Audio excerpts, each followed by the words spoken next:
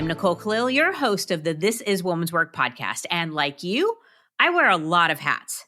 I'm a partner to Jay, a mom to JJ, a pug mom to Ove, a daughter, sister, friend. And like you, my work isn't confined to just one thing either. I'm a podcast host, a coach, a speaker, business owner, and author. And as is true for you, there are other things that make up who I am. I'm obsessed with confidence and with cheese. I consider myself a foodie, which is basically a nice way of saying I love to eat a lot. I'm an avid reader, a card-carrying introvert, a reluctant Peloton rider, and a very slow runner because I fundamentally believe I shouldn't have to run unless something is chasing me, like a bear. My pet peeves include writing in blue ink, incorrectly loaded dishwashers, one-size-fits-all anything, morning people, and multitasking. And my toxic trait is that I'm a ridiculous hotel snob. And I don't say that lightly. It's an actual problem. I'll tell you that my key motivators in life are impact and making a difference, and that's absolutely true. But I'm also motivated by making enough money to stay in the world's best hotels. I even have an Instagram account where I share the best hotels I've ever stayed, and you'd be absolutely judgmental if you knew some of the hotels that did not make the cut. You can see the ones that did, by the way, on @HotelSnobApproved on Instagram. And while I do not encourage my level of hotel snobbery, I do encourage you to travel as often as you can and to treat yourself in whatever way feels best for you. But I wonder if one of the things that prevents you either from traveling or from treating yourself is feeling like you need someone else to do it with. I mean, it took me until my late 20s to even eat at a restaurant alone. And one day in my late 30s, I ditched work, got a babysitter for JJ, and went to a movie by myself. And I don't even remember the movie. I might have slept the whole time. But either way, it was glorious. And it wasn't until just a few years ago that I finally worked up the courage to travel by myself. Life-changing, by the way. So, because I'm obsessed with travel and with you doing something for yourself that doesn't require you to wait for someone else to get on board, we're going to talk about solo travel on this episode of This Is Woman's Work. Are you excited? Or did you just get a little nervous about even the idea of being alone in a new city? Either way, buckle up because we're diving in. Meet Megan, the founder and chief memory creator for Cherish Tours. With a background in conference planning and a global canvas of world travel experiences, she has become deeply convinced that travel has the power to be transformational, especially for women striving to create a difference in the world. As a dedicated advocate for empowering women globally, Megan's influence extends well beyond her travels to 40 countries, including over 10 solo adventures. Her unique perspective and innovative approach have set her apart, making significant contributions to discussions on sustainable tourism, global women's businesses, the post-pandemic travel surge, women's travel experiences, and even travel safety. So, Megan, I feel like a kid in a candy store because travel is literally my favorite thing. So I want to ask first, why would you encourage solo travel for women? Great first question. Absolutely love it. Thank you for having me, Nicole, and I'm happy to talk to you about all the things solo travel with women. Women, I think that they shouldn't solo travel because it's unsafe or they don't know where to go or how to get started. And really, I think that I encourage solo travel for women because it's the best way to shake up your routine and to start learning more about yourself and who you are as an authentic person. Getting outside of your comfort zone really makes you see yourself in a better light and the world around you in a complete new way. And it will only help you expand your understanding of you and everything around you. You know, it's interesting when you said that it gives you the experience to really connect with who you are. I also think with what we want, like with our desires, because so often when we travel with our families or for business or with friends, we're very mindful of the experiences that they want, right? And we have to either sacrifice or at the very least compromise with each other. And solo travel gives us the opportunity to really think about, what do I want to do today? Or what do I want to eat? Or where do I want to go? Or how do I want this entire vacation to look? Any thoughts on that? As women, we tend to be people pleasers. We are caregivers. We really struggle asking ourselves what we want. It takes practice. And I think if you've never spent time alone with yourself, you don't know how to ask those questions and to really speak up for yourself unless you had good role models, women role models who are doing that for you in your life. It's something that's a hard muscle to flex. So I think really, even like you said in the intro, going out to eat by yourself is a good place to start, to really start asking yourself where you want to go and stop considering other people's opinions and other people's needs first. Agreed, completely.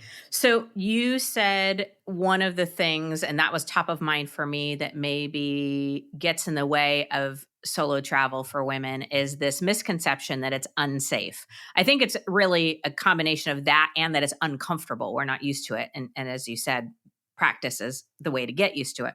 So let's talk about safety and solo travel. Any tips, any ways to make it feel safer? Is it really that unsafe? What are your thoughts? I'll start with that I don't think it's that unsafe. I think that that's a big misconception that people have, especially women. A majority of travelers, solo travelers, are women. More than 60% of solo travelers are women. Really, people think it's inherently dangerous to go to a new country when, if you're doing your research beforehand, it's not. You can really travel the world and feel almost as safe as you do in your own neighborhood, especially as you start to get out and explore and make friends and talk to the bartenders and people who can really point you in the direction of what to see and do. Start with a destination that feels comfortable to you. So, if you're someone who's never been to, let's say, Africa, you might not want to start with an African destination as your first solo destination. You might want to start with something a lot more comfortable with some place that has the same language that you speak. Let's say London, for example, or Ireland. Those types of places might be more comfortable for someone on their very first solo journey than a place that doesn't have similar cultural norms to where you're from. Mhm. Okay, so good advice. I think first, picking a destination that makes sense and increases a little bit of that comfort level as you decide where you're going to go. What about once you're there? Are there any tips or tricks, any things to be mindful of that really can help increase that feeling of safety? Definitely. I think a lot of women feel like if I'm going to travel solo, then I'm going to be alone. And that doesn't have to be true. I think that one of the best ways to make it more comfortable and more safe is to join groups once you're there. In a way that you can do that is by booking day tours. Go do a walking tour of the city. As you are, Nicole, a foodie, sign up for a food tour and join a bunch of people who have similar interests as you. Really, it's about prepping yourself in advance to make sure that you know that you're staying in a place that feels comfortable. Solo travel does not have to be the way that it's stereotypically defined by staying in hostels, sharing a room, having a backpack. As we're getting older, as I'm 30, and I'm sure people can relate, 30 and older, we don't want to stay in hostels anymore. We want a comfy bed, we want all of those things. So do it, book that. And then once you've done the research for your accommodations, you know where you want to stay, you're comfortable with the area you're in, book a few tours for your first couple of days to get to know the area, to be with other people. And then when you have some more confidence behind you, go ahead and just explore and wander, read a book in the park, whatever draws your heart towards what you'd like to do next. Yeah, I think similarly, the first time I can remember making a decision to do a solo trip, it sort of wasn't a solo trip. I went by myself and I didn't know anybody else there, but I went for a retreat. And that was a really great way for me to feel safe and comfortable. Like I knew to a certain extent my time was going to be taken care of and that there were going to be people there. We're going to stay somewhere together. I think that can also, I like the signing up for tours. That's a great way. But even like a safer way or a more comfortable way is going somewhere where you end up with a group of people who are like minded or are looking for the same or similar experiences you are. Thoughts? Absolutely. I don't know if I fully agree with you that that doesn't count as solo travel. I think it does. I think that people have this stereotype in their head of this 20-year-old girl backpacking across Europe totally by herself as the way that solo travel is, but that's wrong in my opinion. Solo travel can look like many different things. It's not limited to only young travelers. It's not limited to being in hostels or traveling via a backpack. You can travel with a group of people and it still feels like solo travel if you're showing up without anyone else that you know. I think that solo travel can also be not as far away as people assume. Like, if you just make a road trip for yourself 4 hours away from your hometown, go stay in a cabin in the woods by yourself, it counts. So I think that really you can solo travel in many different ways, and starting with something that you feel confident with and most comfortable with is a great place to start. And if that's a retreat or a group tour that's already curated for you, do it, especially because as women, we make way too many damn decisions as it is. We have decision fatigue. If you don't want to put in the effort to plan an entire trip for yourself, let an expert do it for you. Just let them. Amen. So in addition to like the kind of backpacking hostel situation, I think a lot of times people think of eat, pray, love solo travel or under the Tuscan sun. And all of that to say, I think that there is an element of associating solo travel with life transitions or big challenges or overcoming traumatic experiences. A, is that true? And B, can travel actually help us move through those experiences a little bit better or in a healthier way? Yes, it can. Travel is healing, it's transformational, it challenges you, it really helps you in so many different ways that people might not think about. People might associate travel with being stressful and only stressful unless they're staying on a beach and doing nothing. It doesn't have to be. And I also would say that it doesn't have to be the eat, pray, love version either. You don't have to completely uproot your life in order to get these experiences. You don't have to live unconventionally and quit your job and go for 3 months or 6 months abroad to get something that might be healing or transformational. I think if you're looking for that because you have gone through a transformation in your life, you've recently gotten divorced or gone through a pretty rough breakup or gotten laid off or transitioned your career. There's so many transitions in life that women go through. You might now be an empty nester, your kids are grown up. Whatever it is, you deserve to take the time for yourself to relearn who you are in this new chapter of your life. And travel can really do that for you. I love that you brought up retreats, Nicole, because I think that that's a great way to really tune inwards and have that intentional setting to grow and learn and all of those types of things. But I think that you don't necessarily have to do a retreat to get those same outcomes. If you are joining a group of like minded women and learning from women of all different ages on a travel experience and experiencing, let's say, Indigenous women in Panama for the very first time and learning about their history, that can be something that is transformational and healing and educational in so many ways. And it doesn't have to be on a retreat necessarily. Mm-hmm. Agreed. Okay, so we talked about feeling unsafe, and you mentioned it a few others earlier. Are there any other things that you see women worry about when it comes to traveling or solo traveling that might prevent us from doing this thing that could be life-changing?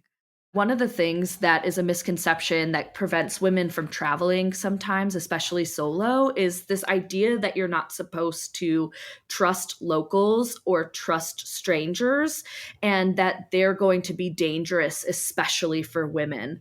And I think that that is sometimes true and most of the time not. I tend to be someone who believes in the goodwill of people and that they're really trying to help you, not take advantage of you. So, of course, be careful. Don't just jump into a situation blindly. And depending on the culture and the background of the place you're in, make sure that you know that you are safe, but really ask for directions. It's okay. Say hello to someone at the bar. It's okay. Really just trust your intuition and your gut more than anything, and it will end up in a better experience than if you weren't in the first place. What might be some questions to ask ourselves before we book anything, even maybe before we decide where we're going to go, that will help us to create the experience we actually are looking for? I think that really with women especially, you want to ask yourself and start learning about what type of traveler you even are. You were speaking, Nicole, about the fact that you're a hotel snob. So you're not necessarily going to be someone who's going glamping potentially in the middle of the Utah desert. That might not be your speed. So to learn about what type of traveler you are is a great place to start by asking yourself questions about what am I trying to gain from this experience? What type of things do I enjoy at home that I'd like to see also while I'm traveling? Do I like being around other people? Do I want to spend more time by myself? Am I comfortable in the hustle and bustle of a busy city? Do I want more peace? Things like that to really define the best results you want out of a travel experience before you even start planning it. And then once you have some of that locked down, you can ask more of the logistical questions. Where should I go? Now that I've picked my destination, what time of year is good for me to go to said destination? What's the weather like when I'm going at that time of year? Okay, what part of the city is the safest for me to stay in? Let me look up hotel accommodations and ratings for those, et cetera, as far as logistical planning goes.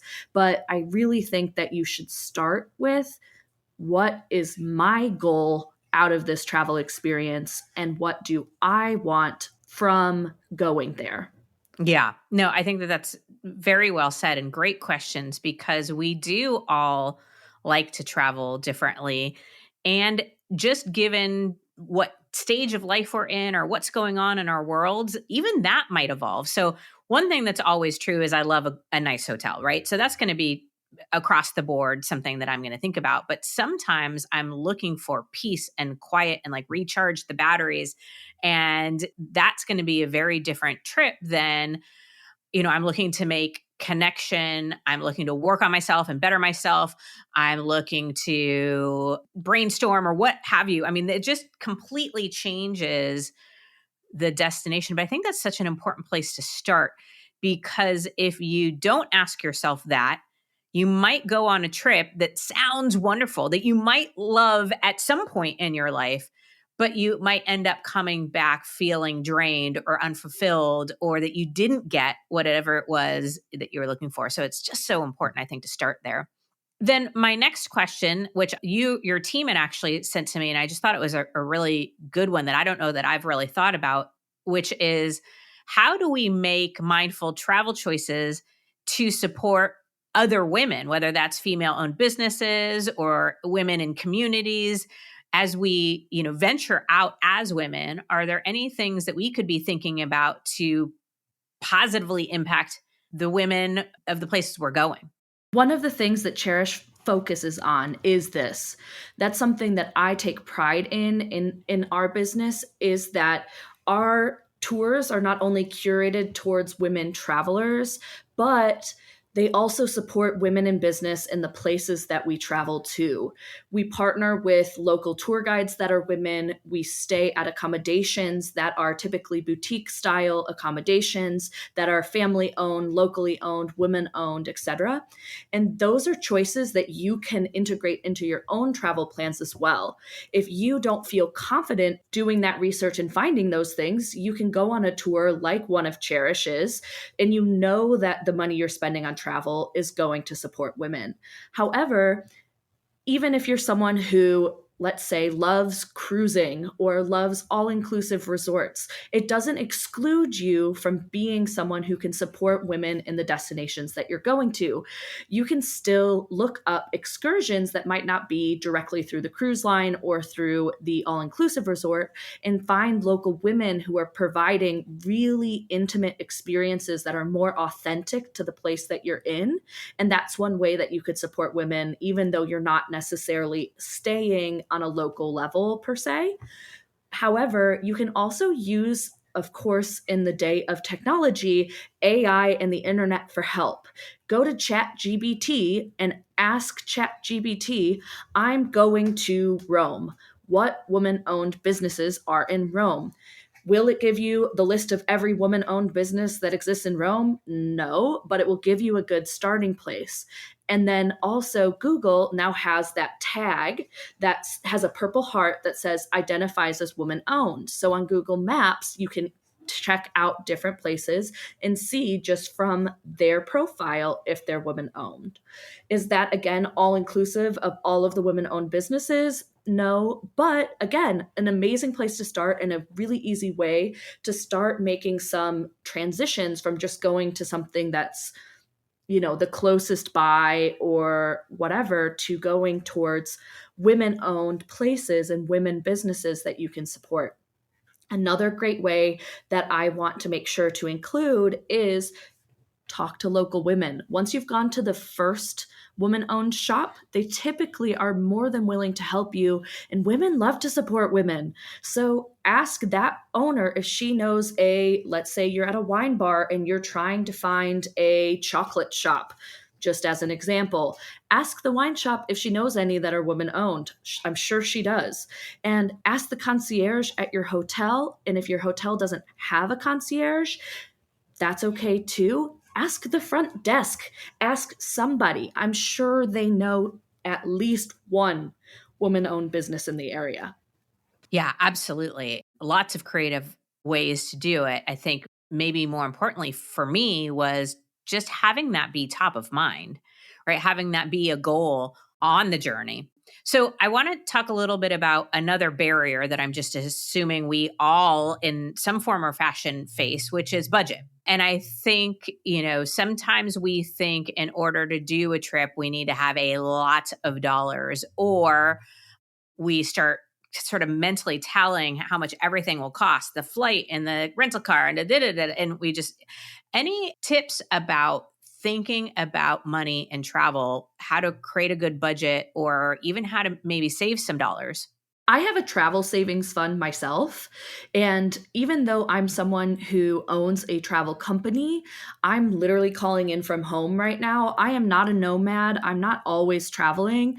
You need to prioritize travel first, and then a lot will follow. So if you create something like a travel savings fund, for me, it's been extremely helpful. I have an automatic deposit that goes into that travel savings fund every month. Just figure out how much you can contribute to that, and it will automatically set aside a certain amount of money for you to use. And that will help maybe not cover the entire cost of your trip, but get you a really great starting place. I also think that we don't need to be travel hacking all the time, like you see on the internet where people are flying first class for free. You don't need 10 credit cards and doing the mental math in the Excel spreadsheets or whatever. For me in Atlanta, Delta is my number one airline. So I am a member of Delta and I get so many points because of that. Sign up for a membership program at your favorite hotel property, whatever it is. Those points definitely give back to you, and so do your credit card points.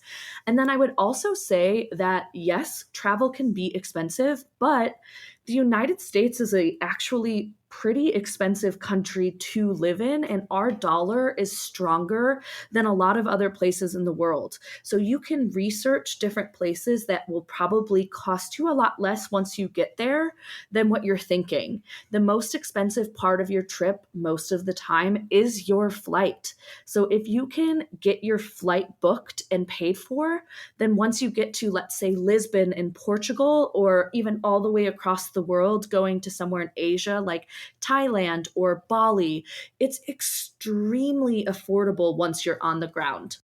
So I'm going to second so many things that you said because that's how we do it. So, first, it has to be prioritized. Now, you may not love travel as much as I do, but it is probably the number one thing that we save for. And we make concessions in other areas of our life in order to travel. I'm much more of an experience person than I am a things person. I would gladly take a trip over buying just about anything. So there has to be a prioritization and a choice that happens to say, yes, we're going to prioritize this, or put money towards it. And as you said, we also have a travel fund, and a certain amount comes out every single month, automatically deposits into that account. And then every quarter, so in our household, we do family forecasting, and every quarter we evaluate our finances, and any bonus or extra dollars that we have, we decide what to do with it. And I can't tell you how often more than 50% of those excess dollars goes right into our travel fund so that we can do some of these bigger, cooler experiences. And then also picking a couple credit cards. For us, it was one about flights and one about hotels. And so we have JetBlue because we live in Boston and it's a hub. And I get, no exaggeration, 6 flights a year, first class, for free. Like, they just get upgraded. Plus, I can use points to book regular seats and the whole deal. I mean, we run almost all of our expenses, personal expenses, through that card. And then I have an Amex card for business, and I run all of my business expenses through there. And that helps with my hotel snobbery. And we get, perks and are able to use points there as well. So many good tips. But then also just that reminder of the flight and the hotel are really, I don't know, 80% of the battle. And if you've got perks for those and you can finagle some good things, or there's just lots of ways to make it work. And then once you're there, you can decide the experience you want to have. I mean, I remember one time where I just didn't really have much excess dollars, and I stayed at a place where I really didn't ever need to leave the resort. And I was good with that.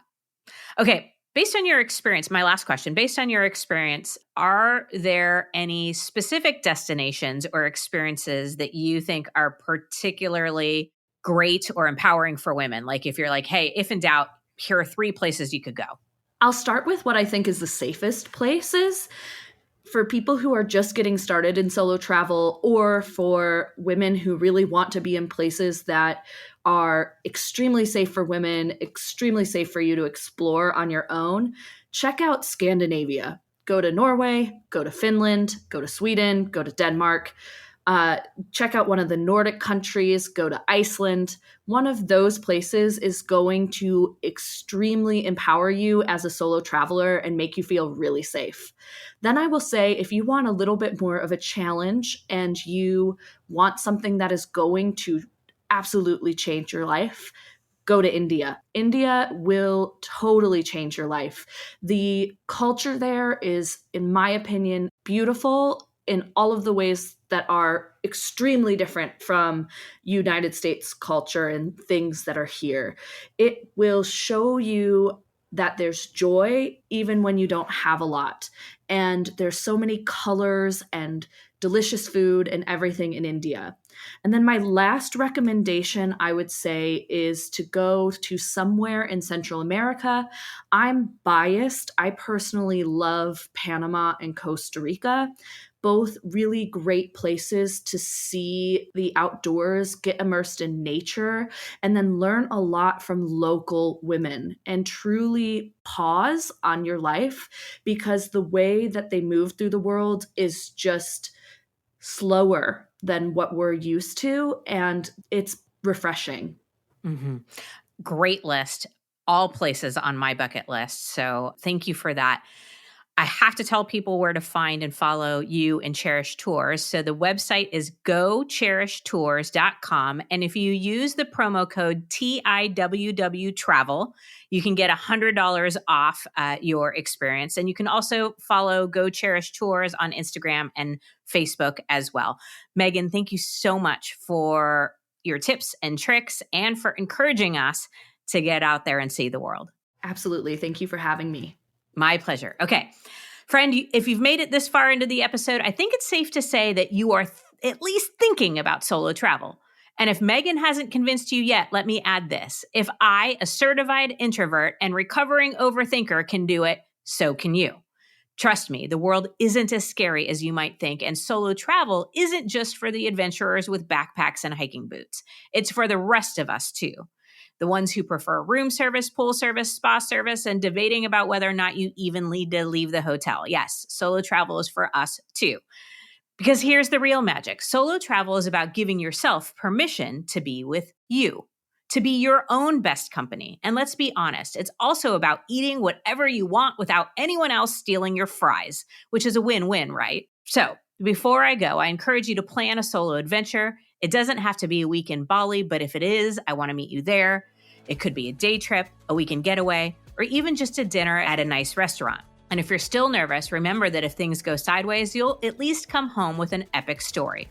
So plan your next adventure. You don't need permission, and you certainly don't need to wait for anyone else.